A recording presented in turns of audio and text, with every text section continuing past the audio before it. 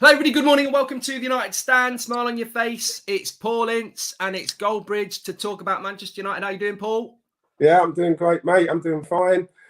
A little bit hungover from last night, but Sunday's my pub day, so I had a few drinks. 1-0. You weren't drinking that much, were you? I was celebrating Fred scoring. That's what I was doing. Well, he models himself on you. Couldn't believe it. For once we can come on air live and not have a go at Fred, because I thought he actually played. Bloody phone on, amateur. He played well. Okay, Fred ringing up. Was that Fred saying, "You want to speak to me?" Is it? Yeah. But no, listen. I've always said that when you talk about midfield players, and it's not just about people say, "Oh yeah, well, McTominay and Fred, they work hard," and so it's not just about working hard. You got to defend. You got to score goals. This is the Brian Robsons. This is the Roy Keanes. This is the people that's what Man Utd midfield players should be doing. They should be up and down. They should be scoring goals. They should be assisting goals. They should be stopping goals. That's what a Man Utd midfield player should be doing. So I'm not saying Fred's that because he scored yesterday, but it was just nice to see a midfield player score a goal. Thiago's not a goal scorer for Liverpool, but he's got 2 in the last 3. So midfield players have to score goals, and it was one of those where it could have gone in Rose Ed or goes in the top end corner. I was just pleased it went in the top end corner. But overall, I thought it was a decent performance. I think we saw signs of what Rangnick's going to try and do at United. I thought we pressed very well at times, not just in ones, but pressed in 3s and 4s. Listen, let's not get carried away. It was Crystal Palace. I think we saw when they tried to press City under Ole, when they tried to press Chelsea, the better teams can beat the press and then they're all open. United. So, but against the Palace side, it was easier to press a team like Palace, not being disrespectful to Palace, but they haven't got the quality of players to beat the press, and that's what we saw yesterday. Yeah, I think Palace have got some good players, but I think you're right. It's a bit like when we played Spurs. To beat the press, you need quality players at the back, and Palace really didn't have those players to play through that. There's a lot to talk about, but I want to start off with Ronaldo. And I've got a couple of quotes, actually. One, to be fair, is from October, and it's from... it was from Gary Neville, actually, and he was basically saying that Ronaldo didn't press 15 years ago. He's never going to press now. It's never going to work with Ronaldo if you want to press from the front. And then Rangnick, who's the master of the press, yesterday said Ronaldo chapo, which is basically respect. Take my hat off to him. And he put in a lot of work yesterday and got a lot of praise, Ronaldo, even though he didn't score, but he certainly worked in that system. And Rangnick was very, very happy with him. What was your thoughts on that? Do you think that's you've got to play a front 2 for Ronaldo to work in a system like that? Do you think that's what it was? No, listen, I think sometimes when you kind of look at, it doesn't matter who you are, how good you are, how great you are. If a new manager comes in and got ideas. Oh, I thought you fell over then. Still pissed. I think my phone's pissed, just fell over. I'm worried. I'm glad it was your phone. I thought it was you. I was like, oh my God, this is a first. Fucking killed over. He's been 2 tackled. He's been 2-footed. And the new manager comes in, and you got to remember, Ronaldo didn't start against Chelsea. So I don't care who you are. If you're not starting in those big games, in the back of your head, you're thinking, "Oh, hang about, what's happened here?" I know Rangnick's not here yet, but Carrick's taking the team. But is the message from Rangnick that I'm not going to be starting in these games? Because I can't press. I never believed that. I just thought, at the end of the day, there was a reason behind it why he didn't play. But as a player, you still know that if the manager comes in and has got these ideas about pressing, if you want to be part of that, then you have to be part of doing that.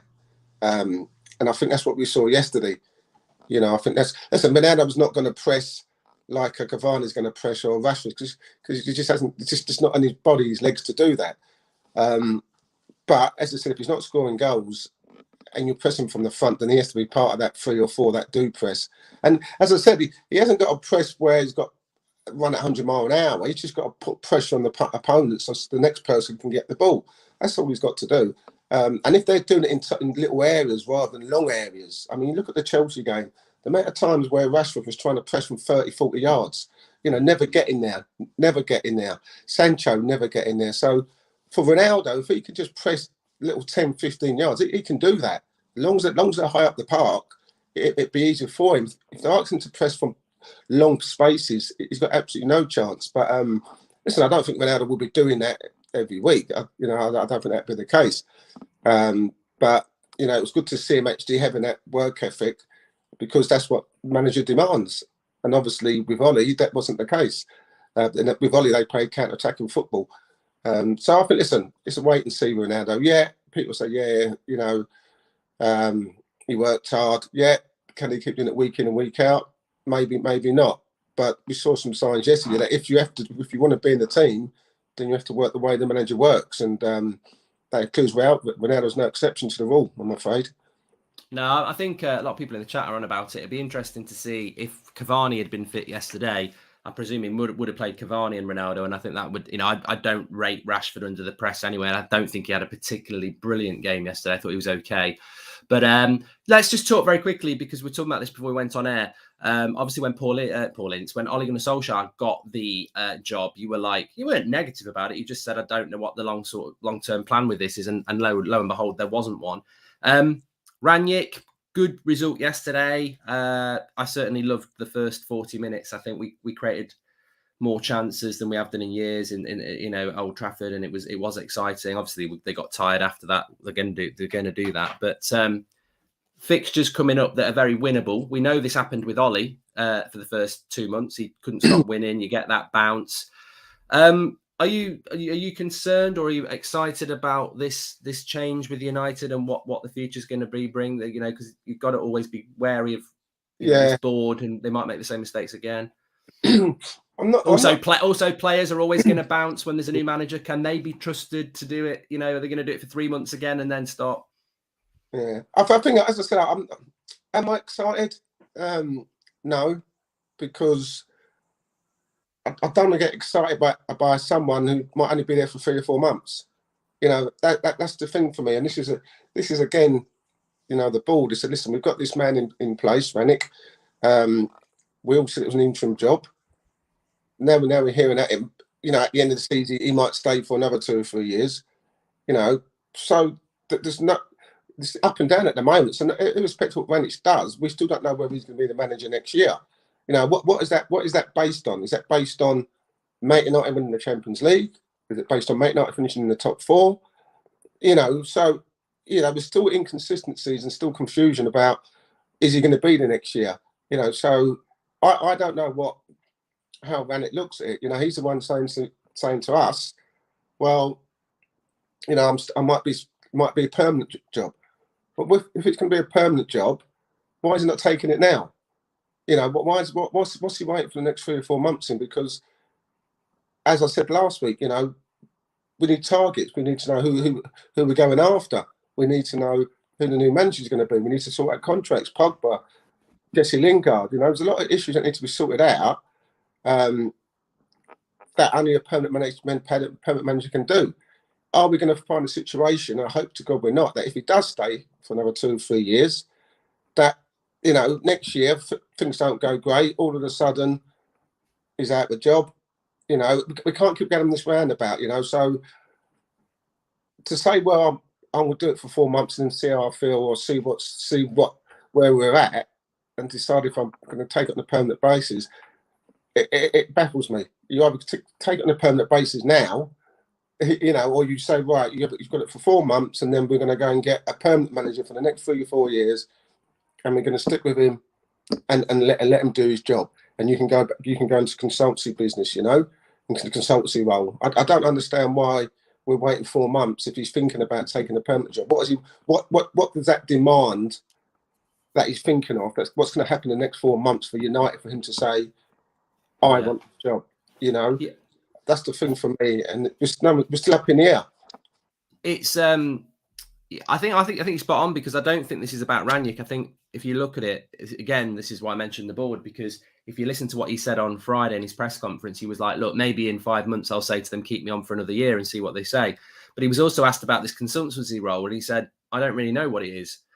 We haven't discussed it yet. So it's not lack of clarity from Rangnick, it's lack of clarity from the board. It's like, yeah, come in and be our manager, and we'll keep you for a couple of years doing something, but we'll discuss that later. And it's like, look, it's not something that they need to resolve now. But in some ways, almost do, because you've got to think about, you know, I looked at that team yesterday and I thought certainly McTominay was getting really tired in the second half and we needed someone to come on, and he's like, he ain't trusting Matic. So what are you going to do in 5 or 6 times? You know, we need to bring somebody in there who can come in and do that role. So can he do that in January, or is it now just battle on until April? So I agree. I think there needs to be some clarity. I mean, he's not got his backroom staff. Actually, I was going to ask you about that. You know, I know you mentioned it yourself. Were you surprised about what happened with Michael Carrick on Thursday? You know, McKenna stood there next to Rangnick in his ear yesterday, and I wasn't quite comfortable with that, thinking, you know, Carrick and Ollie gone and you're still there, mate. But it could easily have been Carrick doing that yesterday, and somebody think he should have done. Yeah, but listen, I think I look at it one or two ways when I look at this, and I'll go back to my experience as a manager. And, you know, my number 2 was Alex Ray. He used to play for Rangers and Wolves with me when we played at Wolves together. And, you know, we went to club, to Blackpool, to Blackburn. You know, I was talking, he was trustworthy, he was loyal. But every time I left, he left because he felt there was a loyalty to me. You know, and I used to say to Alex, "Oh, listen, you take the job. You know, you'll be good at, have a go at yourself, you know." And he said, no, you brought me here. So when you go, I go. And whether that's stupid, I don't know. You know what I mean? I don't know. But I kind of feel that maybe this is something that Carrick's probably thinking. Maybe he's thinking, Ollie put me into this role. Ollie put me into this job. Ollie's the one that got me in this 3-year contract, you know, alongside Mickey Phelan. So I'm going to be loyal to Ollie and resign and do the right thing as far as Carrick's concerned. Or he may be thinking, well, Ollie might get a job in the next 2 or 3 months, you know, and then Ollie's going to come calling for me because I've shown that loyalty. That's another option. Or he might be thinking, well, I've had a taste of it and I loved it, you know. About what, 2 wins, 3 wins, whatever it may be. Have done ever so well, beat Arsenal, beat Villarreal, during Chelsea. So he might think, I like this job, I like doing this. I want to get myself out there and put myself about and see if I can get a job elsewhere. They're the 3 options. There's nothing else, you know, more than that. And the fact is, it's that he resigned. It wasn't like he got sacked. Ollie got sacked and got paid off £7.5 million, whatever it may be. You know, if Carrick would have got sacked, I'm sure he got a nice little few quid in his pocket. You know, so you've got to respect him, the fact that he resigned full well knowing that he wasn't getting paid up. Yeah. And that's something you got to find commendable. But there must be a major reason behind it, because I know Rangnick said that he spent an hour trying to convince Michael Carrick to stay. So, you know, I think it's a case of watch your space, watch whether Ollie gets another job, watch whether Michael Carrick. I mean, you're going through this, you know, ex-legend players, ex-great players with Stevie Gerrard, Frankie Lampard. You know, these ex-top footballers getting jobs now, and, you know, maybe Carrick thinks it's time for him to get the job, another job elsewhere. So, you know, his mind would be all over the place at the moment. But I think it's a case of watch your space. I think he'll pop up in the next 2 or 3 months somewhere, whether it's at a club with Ollie or at a club on his own. Yeah, it'll be interesting to see. And just on the Rangnick revolution, I did want to ask you this because I know you'll answer it. What do you have any sort of predictions on what players you think might fall by the wayside under this system? We see, I mean, Wan-Bissaka didn't start yesterday. Delo did. Tellez and Luke Shaw's out injured at the moment. Do you think he will sort of take some of those players out of the team, or do you think he's just going to stick with what he's got? Can you see? I mean, the basic question is, I mean, a lot of these players we spoke about, Fred, I mean, he was dreadful at the start of the season. He was getting bounced around like a beach ball by wingers, you know, and he's meant to be a midfielder. Yesterday, you know, he looks a different player. Do you think these players are just going to perform better now because they've got better coaching, or do you think there will be some players that still continue to suffer that aren't good enough? Yeah, listen, I think under the new manager, that I mean, we always talked about demands and standards, and, you know, and what people are doing in training.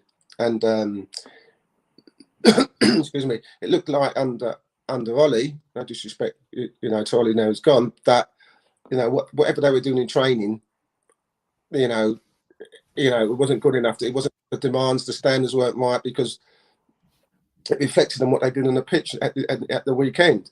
And there was no urgency. And, you know, and I keep going on about Klopp and Pep and Tuchel, you know, shouting on the touchline, demanding from the players.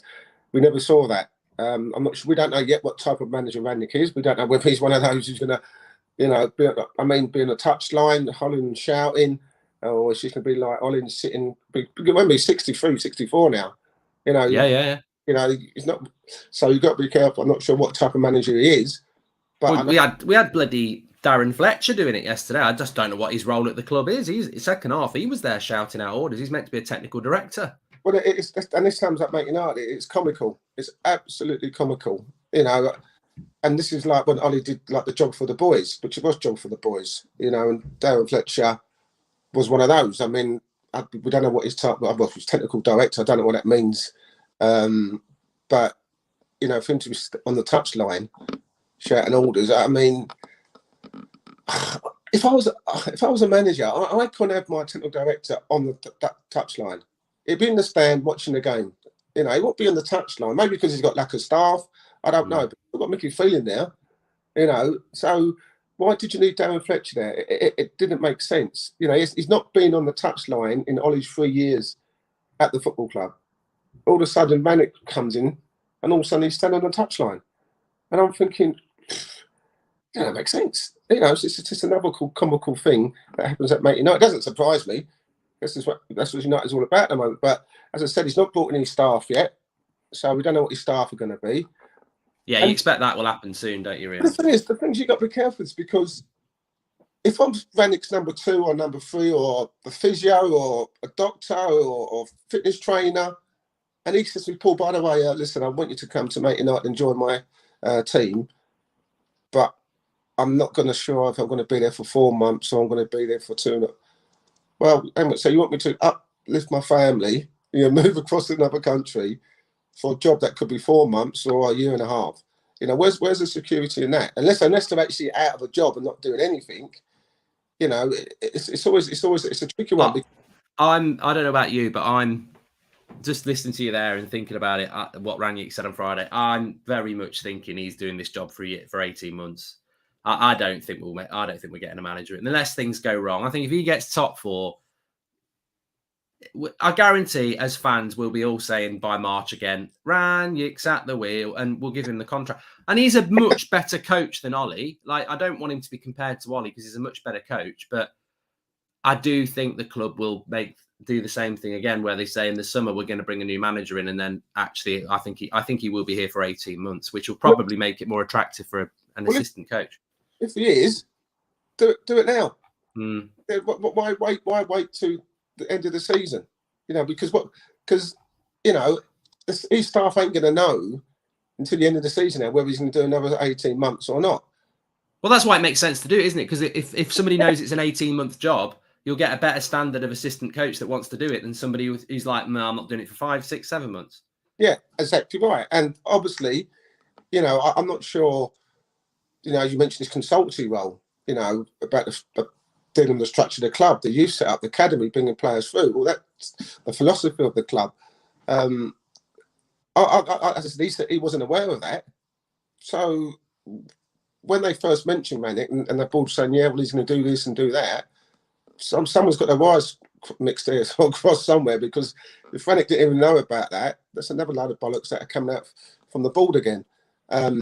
If he's the man, and listen, give him 18 months, get his staff in, you know, start changing things. We saw little bits of it yesterday, the way he wants to play, which is exciting. We know he's a better coach than Ollie. He's been in the game long enough. You know, as I said, Ollie was very inexperienced, and we know he put different demands on his team. But I don't want to be sitting here next year saying, "Oh, we're 6th in the table. We can't win the league after 3 months." Oh, by the way, Pochettino's gone somewhere else. Someone else has gone somewhere else. We missed out on all the top managers again, and we're back to where we were. And we've got to pay someone else off. We've got to pay the staff off, you know. And we've lost Pogba, we've lost Lingard. You know, Don is pissed off. So you know, the players want to know that the manager's going to be there long term. Me as a player, I want to know that my manager there, that I'm busting my balls for week in and week out, is going to be there next year and the year after, hopefully. Not he's going to be there for 3 or 4 months, because the players don't know, you know.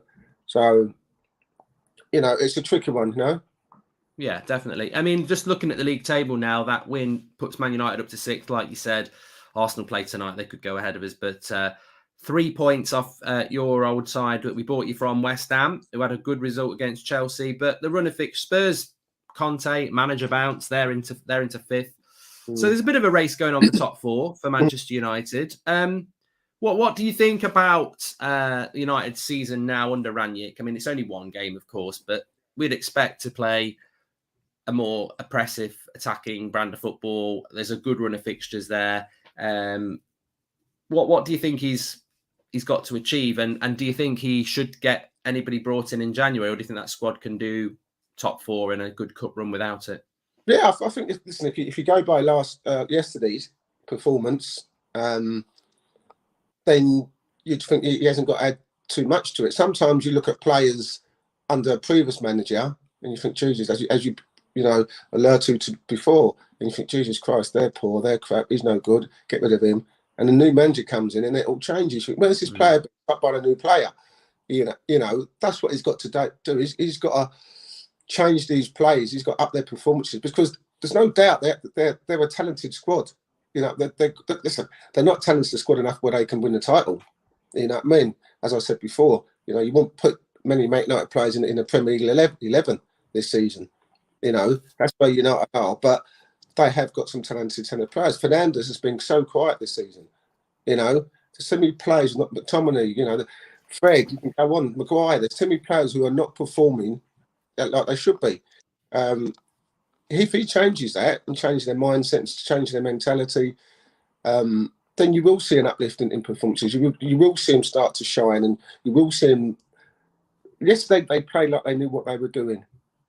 They played like they knew what they were doing, you know. And at times, not all the times, because we've got to remember, rightly, Palace should have gone 1-0 up. You know, Irish should have scored.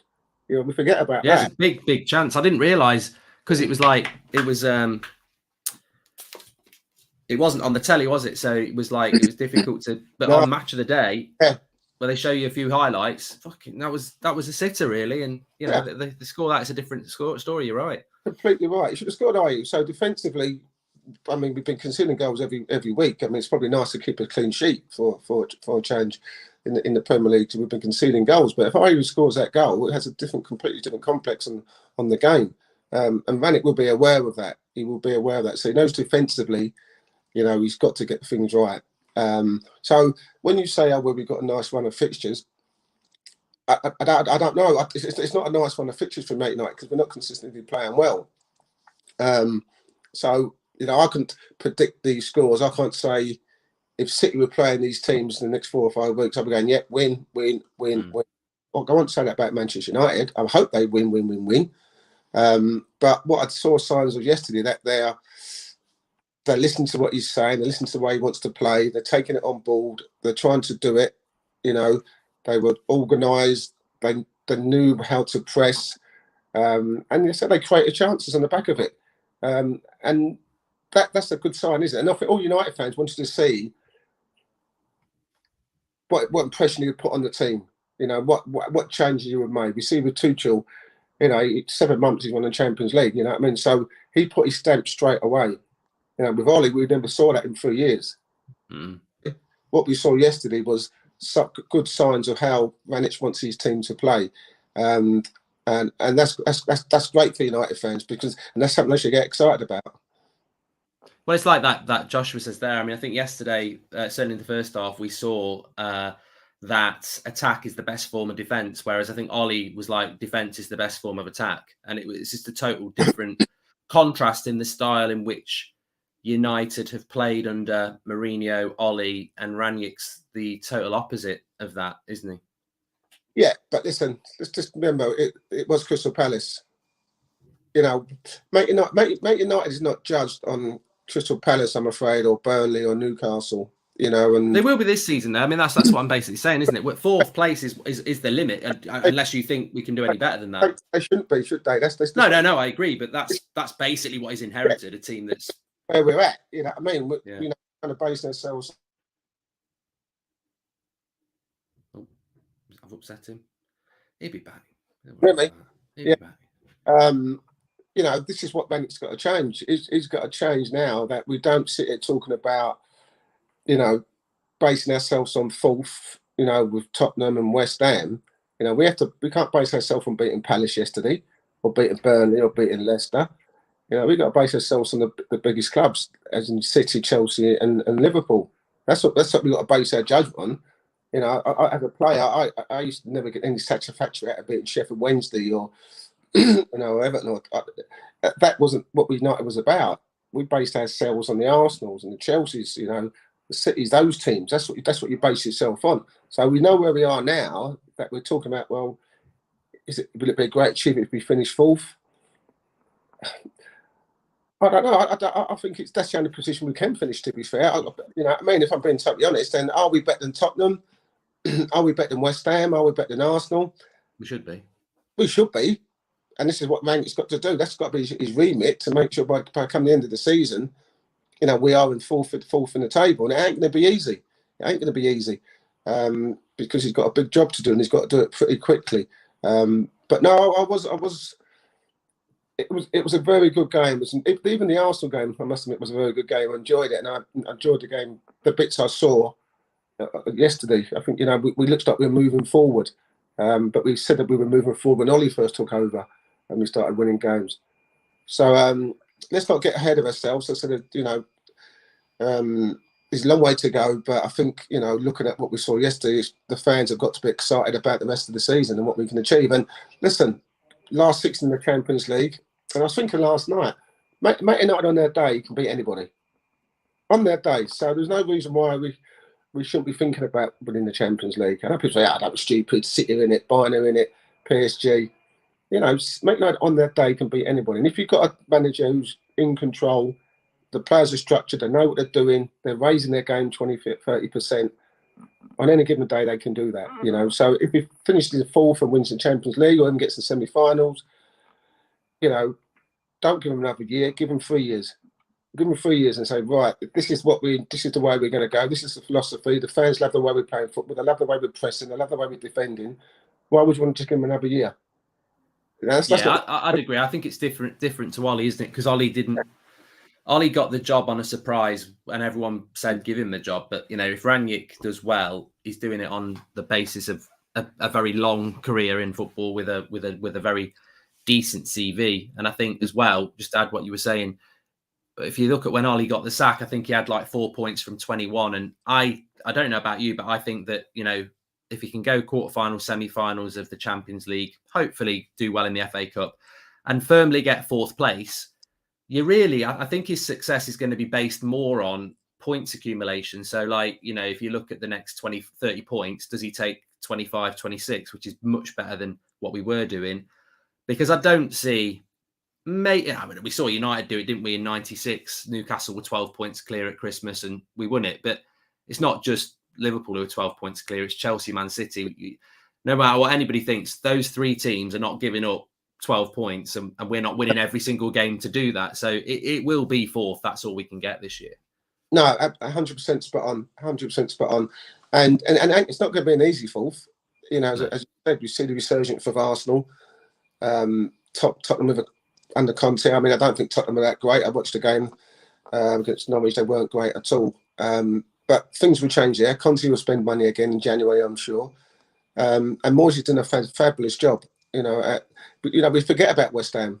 You know, we forget how good well they're playing at the moment, and how organised they are, and you know, they're danger from set pieces, and he's got them working the way he wants to. You know, so West Ham are going to be up there. So it's no foregone conclusion we're going to finish fourth. You know, we're now battling with 3 other teams to finish fourth in the table. So yeah, as I said, I feel that you're right in what you say. We've got to get fourth. We've got to do well in the Champions League. Depends what it does in FA Cup. You know, we see some of these clubs play a weakened squad in the early stages of the FA Cup. But it's a trophy. It's a trophy. If you can win a trophy, then it's great. Well, United need a trophy as well. It's been a long time. Yeah, it's been I think it was 8 years. Is it 8, 9 years? It's a long time. I might be wrong, but it's a long time. Europa League, isn't it? Yeah, that was the last one. So yeah, 5 years, I think it's coming up for. Yeah, that's the Europa League. We want to be winning Champions Leagues. We want to be winning titles. Yeah. That's what United's all about, and it's not going to happen overnight. It's going to take time, and it's going to take. Look how long it took Klopp. Klopp's been at Liverpool now 5 years now, and now they're a well-oiled machine. But it took him a couple of years before that. So you're talking 2 or 4 years to get the team that and the balance that he wants and the players that he wants. And I think with Rangnick, he needs to decide again if he's going to be there long term. What is the right balance? What is the right personnel to play the way I want to play? And there might be 6 or 7 players already there that he feels are the right personnel. I think he's already talking about the lad Hadara, midfield player from Leipzig. So that's been mentioned in papers. So I'd like to see that. I'd like to, if we're going to bring someone in January, I'd like us to bring somebody in that engine room, because we saw yesterday McTominay and Fred. I mean, they've had their critics. Fred was very good yesterday. I thought McTominay was better, but to do that 3 times a week, 90 minutes, yeah, you've got to have somebody else who can come in and do it. And it doesn't look like he wants to use Donny there. We'll see. But Matic hasn't got the legs. Pogba's got 5 months left on his contract. How committed would you be when a bad injury and you've messed up your payday? So I'd like to see us bring somebody in there in January, and again that goes back to, are you committed to this manager or not? Yeah, for sure. Ultimately, and I don't get it sometimes. I used to play 3 days a week, 3 times a week. We used to play Saturday, Champions League Saturday. So all this. I know what you're saying. But yeah, but you used to drink 3 times a week as well. They're probably fitter than you now. Well, are they though? Because we were box to box. We were running on muddy pitches, heavy pitches. Heavy ball. So jumpers for goalposts. But I'm saying, when I was at United, we was at Saturday Champions League Saturday. You know what I mean? And we did it. Listen, I know the game's changed, but I wouldn't say the game's much faster. Nowadays, you have midfield players who are number 8 and number 6 and number 4. They've all got designated positions. Our day was up and down the park. 2 in the midfield as well. None of this bloody 3 or anything like that. Yeah, so if they should be able to play 3 days a week, I don't understand why they can't play 3 days a week. It baffles me. But from what you're saying is that let's not get carried away with what we saw. Yeah, it was great to see Fred play well, McTominay play well. You can't base your judgment on that game, because you've got to judge it over the period of time. Wait, it's like you say, you've also got to judge it on the teams that we want to aspire to be. Like, unfortunately, I sound like David Moyes here, but let's be honest, the standards at the club have dropped so badly over a decade that you have to face reality that we're a long way off Liverpool, Chelsea and Man City. And I'm sorry, I thought Fred was great yesterday and I thought McTominay was better. But if you offered me 2 midfielders today, I'd bin them off, because you've got to go on the fact that the last year, this season at times, they've been dreadful. I think they're going to be much better under Rangnick, but I think you always need competition for places as well. And there is still going to be a bit of a question mark around them. But that's the area for me. We've got lots of good attackers, lots of defensive options, especially when you saw the fullbacks yesterday. But I would like to see, Matic never should have stayed. He's clearly not got the legs and he's not trusted anymore. I just would like to see someone who can come in, like you say, in the mould of yourself or a Keane or a Robson. That's the sort of, United are crying out for that sort of midfielder in that midfield. You don't get those midfielders anymore, son. Let me tell you. You don't. Very, very rare if you get them. But they need someone like that, big powerhouse, strong, 6'2" type, and who can tackle and be strong and dictate a game and pass, and they need someone like that. Definitely that type of player. And they need players who can perform week in and week out. You know what I mean? But that's what Man Utd is all about. It's not just about he was great against Palace and McTominay was even better. I could be great against Palace if I was. It wouldn't be hard for me. You know what I mean? But I want to be great against Liverpool. I want to be great against Man Utd. I want to be great against Chelsea. That's a great point as well, because as good as they were yesterday, I wouldn't say any midfielder from either team was like dominant force, ran the midfield. Whereas I think if you drop a Fabinho or a Rodri or a Gundogan into that game yesterday, they'll run it. They'll be like, fucking hell, they're unbelievable. And that's, what I want to see Fred is go to that level where he's absolutely running the game. He had a good game, but did he run the midfield? And that's what you're going to need. People will probably be sat here going, well, how do we become the next Man City? You do that by having, and it's not just that, it's Bruno, it's Sancho, it's your centre-back, it's your striker. There were some good performances yesterday, and it's only one game. Let's hold it there. But you've got to you've got to visibly run the game if you're going to be a title winner. And that's what Bernardo Silva did on Saturday night. It's like we need 4 or 5 players every game that are not just playing well, they're running the game. And look, we're running before we walk because United have been crap, but that's where they've got to get to. Yeah, no, you're exactly right. And you need those 5, 6 world-class players. You said you just mentioned Gundogan, Rodri, Bernard Silva, running the game in there. You can't just do it on your own. You need people to help you out. But they've got 3 or 4 or 5. KDB didn't play against Watford. He's still got to come in. So those players will run the game. When you look at United, you think, who's actually in that team who can run the game? Yeah.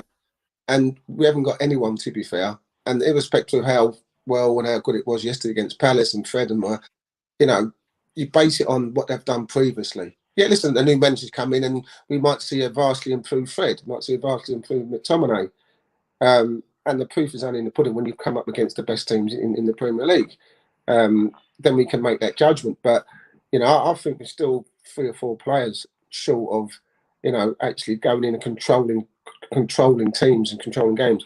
Controlling Man Utd, controlling Liverpool. We need to get to that stage where we United needs to get their presence back. Where teams come to Old Trafford and go, oh, shit. 80,000 fans don't fancy it today. Not teams go to Old Trafford and go, I think we can nick something here today. I think we can nick a 3 points here. They need to change that presence. And the only way I can change that is by obviously bringing in better players and the top class manager and have a philosophy that they're all going to stick to and play to. And the most important thing is competition, as you said, Marky. Got to have competition. I thought Telles was played the last 2 games. I thought he's played very well. Luke Shaw won't walk back into the side. So now he's got competition. As you said, Wan-Bissaka didn't play, Dalot played. So all of a sudden now he's going to bring 2 or 3 players in, hopefully in January.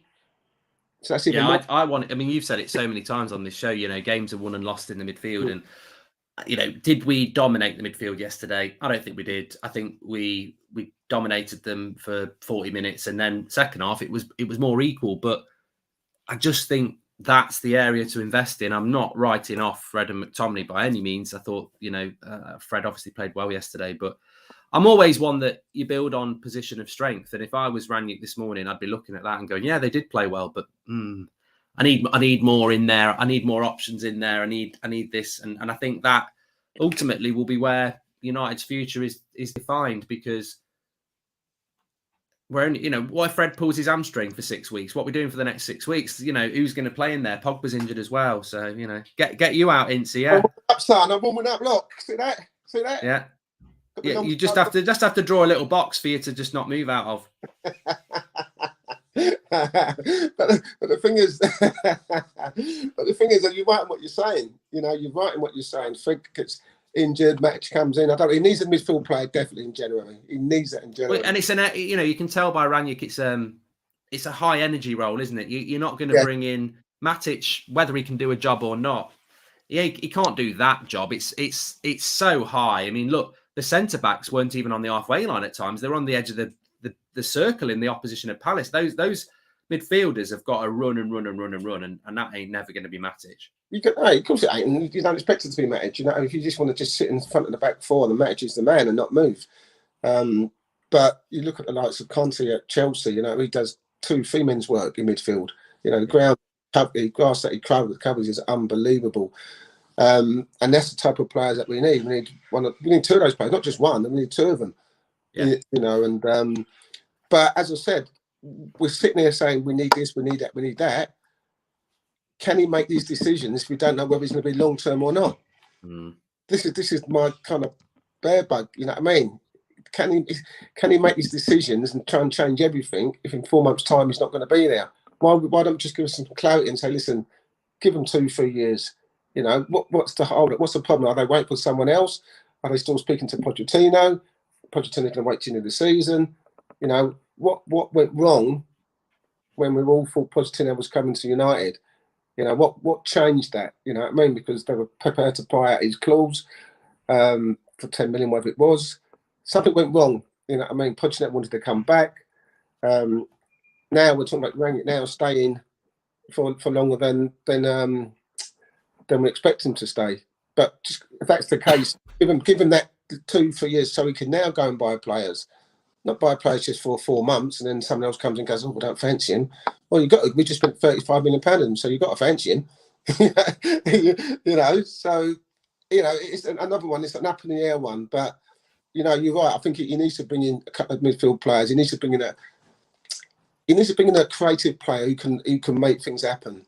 You know, I think Bruno, I get that.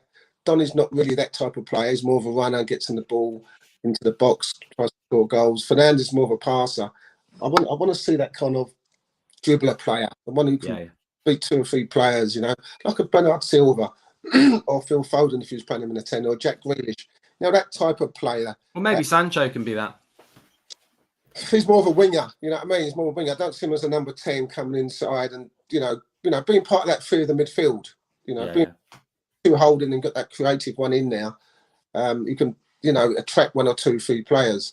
You know, so you want a carrier of the ball, don't you? That's what you want, a central player. You want somebody, not to carry. I mean, I could carry the ball, but just a player who attracts 2 or 3 of the opposition players. A dribbler. Yeah, I mean that allows other people to be free and peace. You know, that's what they need. You know, so there's a lot of work to be done, mate. But as I said, we just got to be happy this week that we saw a decent performance and Fred scored. That's the great thing for me. Fred scored, and every game is going to be different with United. You know that. You know, when we've been so high sometimes and so low, and we think we're on our way, and then all of a sudden we get bit in the arse. So I'm not getting carried away. You know, we've beaten Palace 1-0 at home. You know, when Palace could have gone 1-0 up with IU. But we've seen signs of what Rangnick's all about, and that's the exciting thing for me. Yeah, we'll build on from there. Well, look, Paul, it's been a pleasure having you on. I know you have to play a bit of golf in the rain. Yes, I'm going to play golf. I've got a second round match. My partner's 73 years of age yesterday. So he only hits about 100 yards. So I need to be on my game today, son. So, but I will be. You'll have used all your energy up with that little dance. That's it. You'll be knackered now.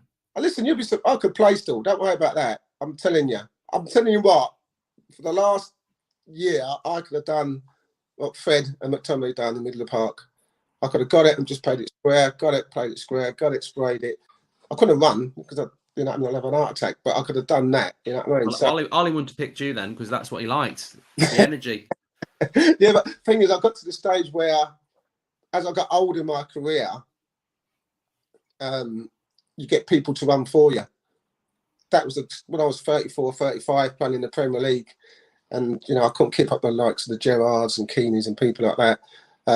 But I just made sure I dictated people to be in the right position and do the running for me. So, you know, I could still do that. I could still, you know, delegate people. So, I could just sit and do fuck all, basically. I'm going to get my boots on. I'm going to give it a try. Well, there you go, Rangnick. He's available in January. I don't know whether you'll fit into the pressing system of that, but, you know, someone might want you. I'm on the free transfer. You can get me now. I haven't got to wait till January. What's wrong with you? There must be someone who'll take him. Give him a game. Dog and duck, something like that. Well, look, it's been a pleasure. It's nice to have a more upbeat chat anyway, and I hope you enjoy your golf. I will do, mate. Hope you get better soon, mate. You look a bit better today. I'm feeling getting on the road. Good man. See, that's what happens when Fred scores. You know what I mean? You see a smiley mark. He's better. His face is booming. People think I'm in a bad mood. They're like, oh, because you've been slagging off Fred. I'm like, no, this is not what support's all about. I'll slag someone off if they don't play well in a shirt. When they do well, they'll get applause and praise, and that's the way it should be. The thing is, it's when you criticise someone, it's not always slagging them off. You know what I mean? It's what you see. You get some fans who haven't got a clue what they're seeing. You know what I mean? But you get some knowledgeable fans who know what they're seeing. You know, so when I criticise Fred or you criticise him, it's because we know we're football people. We know what we see. You know, and you know, it's our job and it's pundits' jobs to say, listen, well, he's got to do better. And it's always been Fred, and because he's the one he's always been singled out, and he's the one who should be better for the amount of money that he cost. So that's why I'm pleased today that we've seen a different thread yesterday, but it's a continuation. This thread has to do this week in and week out. Yeah. That's what Man Utd players all about, doing it week in and week out. So it's not good having one performance, everybody going cop up and going, oh, Fred, brilliant, McTominay, brilliant. You know, and then 2 weeks later, they're back to where they are. Yeah, consistency, innit? Consistency. I'm finishing on that word, consistency. Man Utd player. That's what we need, starting January. All right, mate. Well, take care and enjoy your golf. Don't get too wet. Wet. No, I'll get on. No worries, mate. I'll speak to you in a bit. Cheers, guys. Take it easy, boys. Ta-ra. Bye. And great to have Ince on the show there. Right, let's see if we get back to that. There we go. Okay. Yeah, enjoyed that. Good show. And I think it's just let's build from here. I'm very excited actually about the game on Wednesday in the Champions League because I think he's going to make so many changes. I mean, even Simon Stone was saying that maybe Elanga will start. So we'll do the preview for that actually. We'll do that at 2:00 today because I think tomorrow he'll be doing his press conference Wednesday. So we'll do the preview live at 2:00 today. Actually, we'll go through, how we might line up in that one. So I think it's going to be very exciting. But until then, smash a like on the video. Really enjoy the show with Ince on a Monday morning, and I will speak to you in a little bit. Thanks for watching.